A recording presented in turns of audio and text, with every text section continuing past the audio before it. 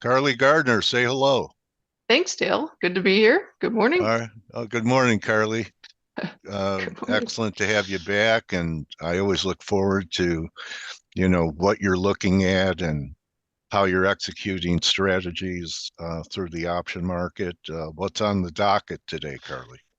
Well, we're gonna probably start with treasuries since you guys were just discussing that. So Okay. let me just share my screen here.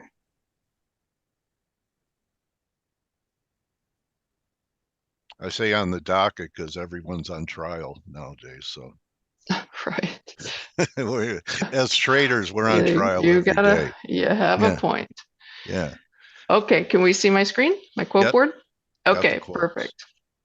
All right. So you well, I'm a futures broker, so I do look at TLT for charting purposes. A lot of times I look at it simply because the TLT version is a little smoother than the futures version because in futures, when the futures expire, they create continuous charts, and sometimes those get a little messy. But this time around, we're going to look at the 10-year note futures chart, so it's a little bit different.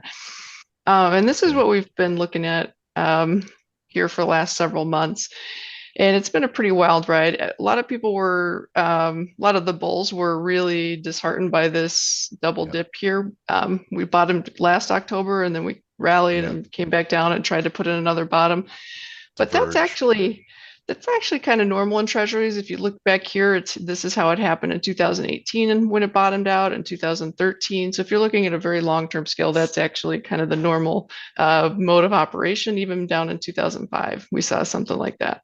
Yeah, because you So, see, Carly, in 22, the RSI confirmed and markets mhm, rarely bottom on the right. confirmation. Then when we made a new Yep. low, not confirming. And Yep. Ellioticians, and I'm not one, were Hmm. saying this decline was five. So I don't know if five is over. I think it is, but I think it five is as means, well. yeah, Hmm. five means finishing and And something new yeah. to begin, right? Right. I'm not an Elliott wave theorist either, but yeah, I'll say yes. I would tend to agree with that. I believe treasuries have bottomed. I mean, it was ugly, and the capitulation was a little more dramatic than I was hoping it would be, but I think that's exactly what that was. Um, and I know that this isn't on anybody's bingo card, but the reality is 2% 10-year note is not impossible. These are the kinds of things that we've seen in treasuries before. We've seen really miraculous switchback rallies. Like this is a Yeah. trading range that dates back to, you can see 2012, and you can just see how massive these moves are. It's hard to picture it today, but 2% is not impossible. In fact, I think if we break up above this trend line, which is like 111 in the futures, somewhere in that ballpark, I think that's probably going to push us into the 120s eventually. This isn't going to happen in a week or two. This is going to be several By the months. spring, maybe. Yeah. Um, Maybe. I mean, anything's possible. If something Yeah. really, treasuries move really quick when they do move. So it's not impossible, but that's on our card. So that's what Well, we're looking at in treasuries. I like it because after this decline Mm-hmm. and rate hike, it's most of the market's going to be selling every rally. Okay, because there's Yeah. going to be recency bias about the worst Hmm. decline in treasuries in history. Right. In history. Right. Yeah. So yeah, nice look, People aren't Carly. people aren't going to forget about that No, quickly. You're correct. they're It just scarred. Yeah, they are, and I trust me. I've been buying all the way down, so I've been feeling some pain myself. But I hear the regional banks are now hedged at the bottom. uh, yeah, that's yeah. Huh? Feel like they're gonna regret some of that. I think there was some really heavy overhedging, which is ironic. I mean, I work with some hedging customers and I talk to hedgers all the time, and the mentality is generally the opposite of what it should be. People don't want to hedge when they can. They want to hedge when they Yeah, have to, and it's that's good just one. the wrong mindset. The only other thing I'll say about this is also people don't generally follow seasonals and treasuries, but the seasonal bottom in treasuries is usually October, and that's exactly what we've seen thus far. So there's a lot of Okay. tailwinds behind any So potential how do rally. you trade it with options with uh, like bull spreads, Right. risk reversals? How do you do it? So we had kind of been advising our clients to do risk reversals and like bull call spreads with naked puts to pay for it. We've kind of cleared everything out though and gotten well, we've suggested everyone get flat. Some people listen, some don't, and that's fine if they don't. So we're actually on the sidelines right now, just hoping for another dip or some other opportunity. The options are honestly, I don't really trust markets at all going into the holidays, and so we're just trying to keep really, really light. Every year around Thanksgiving and Christmas, there's always one or two markets that go rogue and just ruin everybody's holiday. And we're trying not to be in that, in whatever market that's going to happen to. We don't want to be there.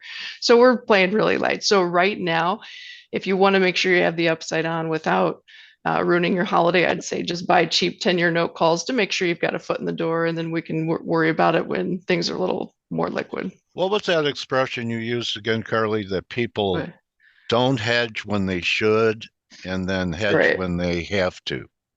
right, correct. Okay, I like that. Yeah. You think maybe that's a possibility in S&Ps here?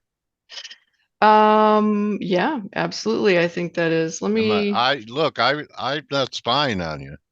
I'm just taking a guess that were you going to right. talk?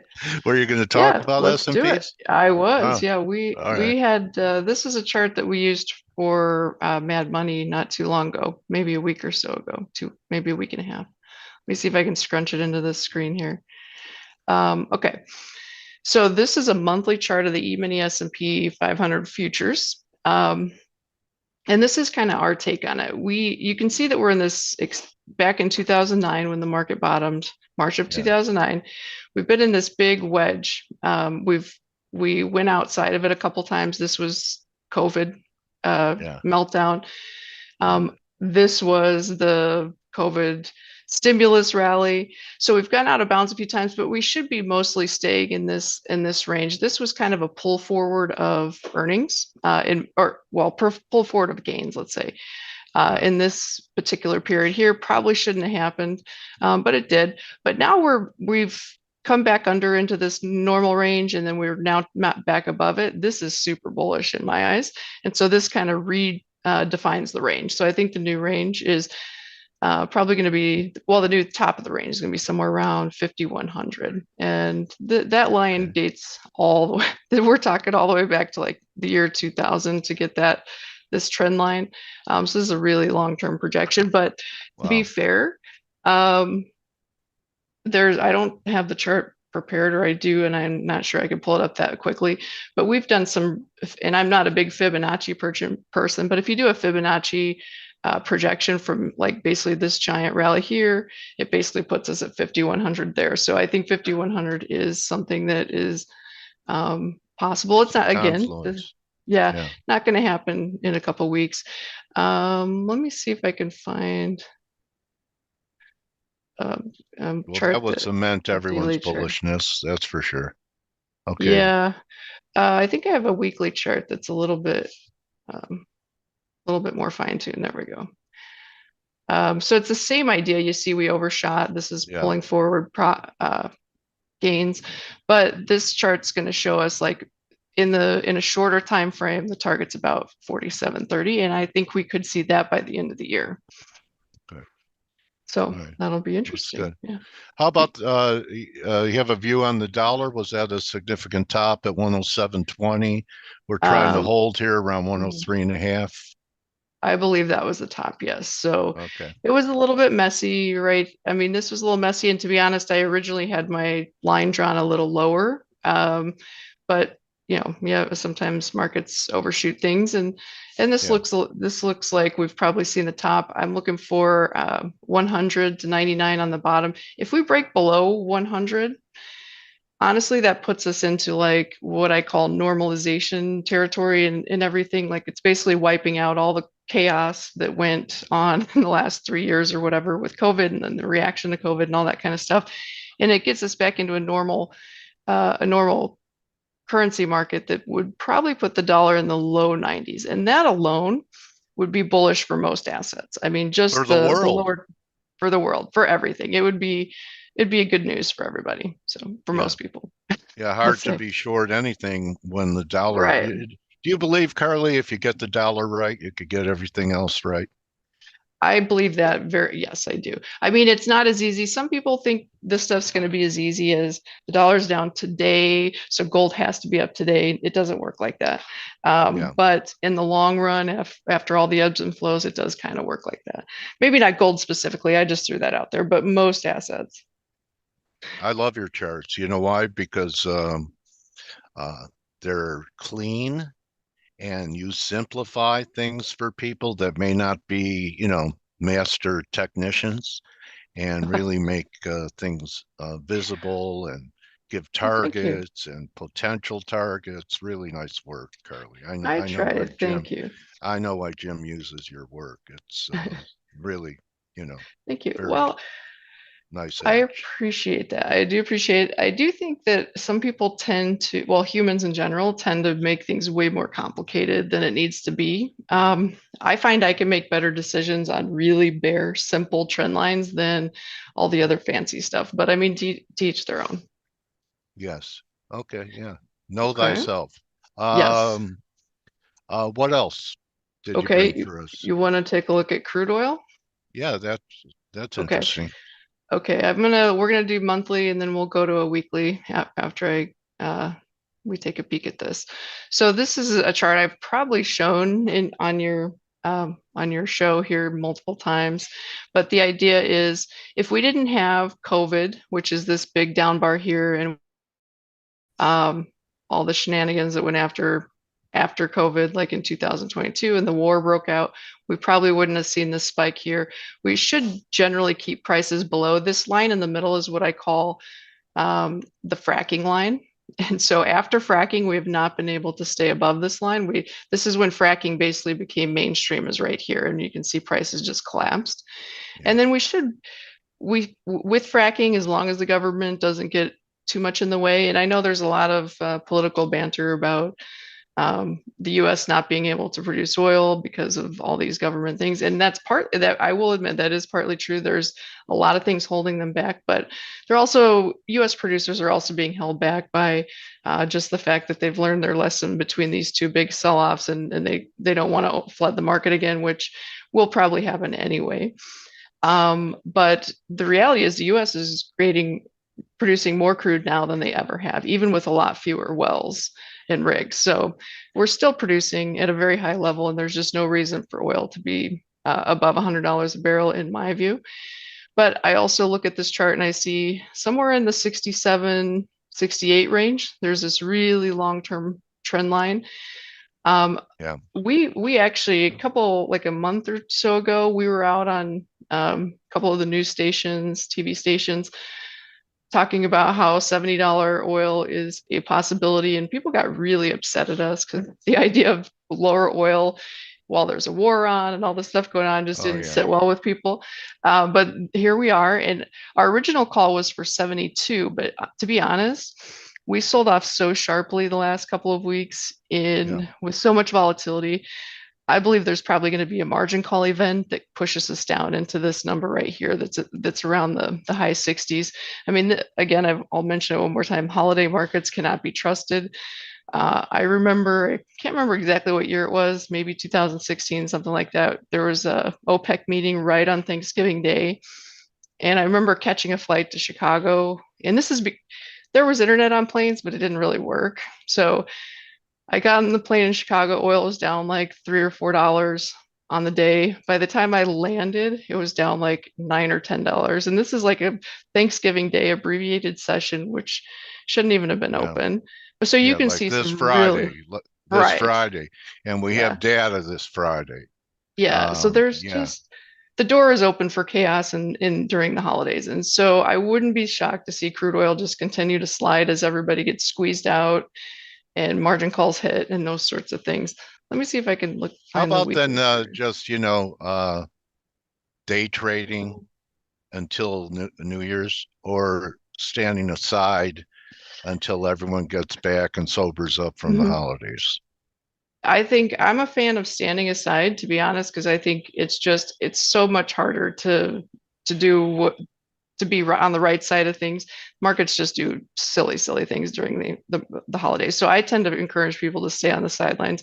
I've ruined my Thanksgiving and Christmas a couple of times, and I don't want anyone else to ever do that. Or you can just buy, like I said in the treasury notes, just buy some cheap options if you really need to be in there. That way, if they expire worthless, it's not going to ruin your holiday. But if they pay off, that's fine too. So let me ask you a question. Mhm. And we go through this holidays, when there aren't holidays, there are things that could ruin your summer vacation Right. or, there's always something. What kind of self-talk, since it's happened to you a few times and you knew that, it wasn't a good event and yet it still is Thanksgiving, how were Mhm. you able to set it aside and enjoy the holiday, or you just weren't able to, which is Um, understandable? to be honest, I just wasn't able to. I mean, I tried, I went through the Yeah, motions, but I wasn't enjoying myself. And part of it is, I mean, as in my line of work as a broker, there's a lot of things going on. So there's money being lost, but there's yeah, also a risk customers. manage. Yeah, customers' money, and Yeah, nobody wants to see that. No one wants to talk to customers when that's going on. But also there's a risk management aspect of it. Like the markets are partially closed for a couple of days and partially open. And um, they're like all of our customers, not all of them, some of our customers are using a lot of leverage. And so sometimes it's hard to yeah, manage not only the risk of the money they have in their account, but losing more than they have in their account because they had too big of a position on and things like that. yeah, And deficits. yeah, right. And you see during the holidays, you see big gaps up and down sometimes just because there's the liquidity's sparse. So it's just not, like I said, been there, done that. I've learned not to do that ever again. So, Are the grains finally going to put in a turn here? It looks you know, like beans already have. I I think don't they know. are. I'm going to pull up corn first because this is the easiest chart to look at. Um, I'm going to delete that. So we actually have been suggesting our clients buy cheap calls in March and July, 550 strike, just to be there in case something happens. But we're not bullish corn yet. Seasonally, we generally get like a bottom in October and then it rallies, kind of like what we've seen. I'll Yeah. get that out of the way. It's just make, and then we usually dip down in December. My take is we've been holding this trend line very well. In fact, better than I thought we would. I thought for sure we'd break through on this attempt because the more a market knocks on a door, Yeah. the more likely it is to open. And then usually when it opens and it's something that's held this nicely for so long, it's usually kind of disastrous. Yeah. There's I an think overthrow. Yeah. yeah, I really think that's going to happen. In fact, I think that's probably going to happen by the end of the year at some point during all the holiday thin trading. I think we see corn all the way down in the 340s. Wow. So we're talking a big flush out, and I would be bullish there. So if it gets there, One more flush. yeah, we'd be willing to be pretty aggressive from those levels. But from here, I think it's worth just limited risk, long calls to see what happens. I've spoken to a lot of farmers, and I mean, it's a small sample size, but my feeling is most of them were severely underhedged, and very few of them that I've spoken to managed to sell anything, contract anything out at these high prices.